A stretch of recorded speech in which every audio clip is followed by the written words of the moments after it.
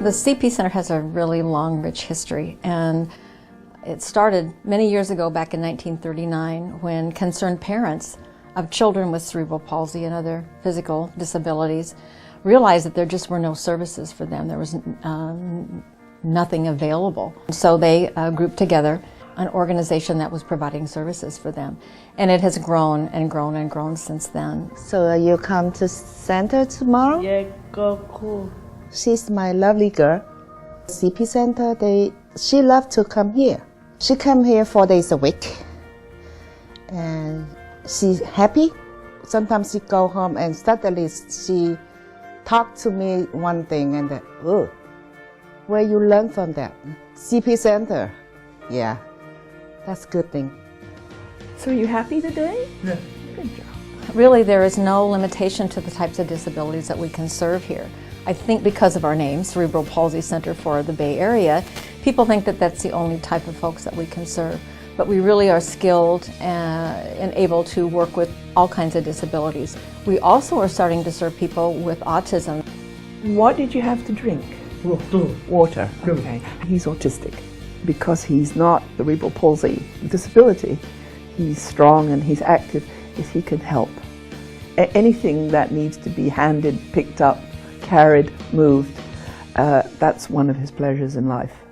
And so, in a way, this has become very important, I think, for them as well as for him in his interaction here. Okay, push control. There's a number of things that are unique about the center and that you don't see other places. One being the way that we're structured. Our programs here are structured much like a school. So we are serving adults. We have schedules, classes that are scheduled much like school. So when people come here, they enroll in a variety of different classes, from academics to vocational to self-help skills, social skills, just self-direction skills. And when I see some of the other clients here, but I know that some of them have got jobs going, they're contributing to their world and their life. I think that's amazing. The feeling of self-worth must be terrific. We had the bright idea of starting self-employment. We formed what we call the Small Business Development Program, with the name of Cornerstone. And in that program, people with physical disabilities learn how to start their own business and make income, self-employment income. Today we have 8 people that are in that program, 8 people who have their own jobs, and some being very successful.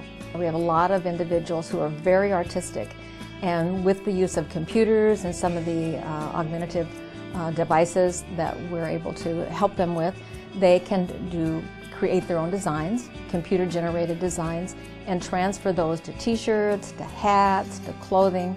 We have one young woman, actually our first entrepreneur back there, who has been fabulously successful with her artwork. She has framed art that she's selling. She does greeting cards, and her most recent development is painted scarves. So she takes her art and she actually transfers that to silk scarves. So that's wonderful. Move that down here. We have a very large computer learning lab. There's probably 20 computers back there.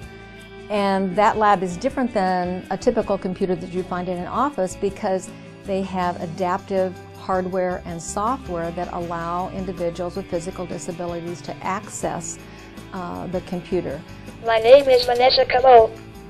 We always say that we are giving people a voice, either through a computer, through an augmentative communication device, and by that I mean an electronic device that is either operated by a keyboard or through a reflective dot. Our participants can speak. I'm going to take it again. They have a voice and they have an awfully lot to say. Someone with cerebral palsy could be very physically impacted, but still have all their intellectual capacities. So people, just because they have a physical disability doesn't mean they have an intellectual disability. And we have a woman who, again, is in our Cornerstone program. She didn't receive a speech-generating device until she was in her 70s. And until she came here, no one knew what was inside of her. She has since authored books, one finger at a time, typing on her computer. So it is so heartwarming and rewarding to know that we are offering people an aspect of their life that they would never have had they not been able to come to a center like the CP Center. Okay, reach through the fingertips.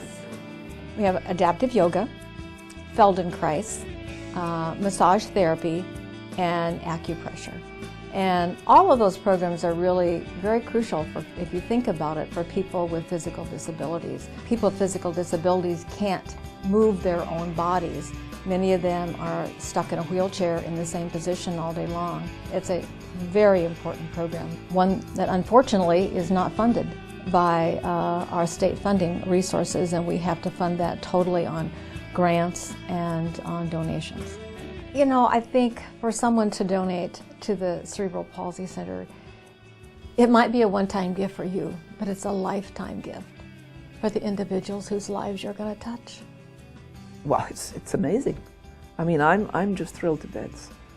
It's a relief from anxiety about, you know, what is his life like, and is there any other way for him? It's important.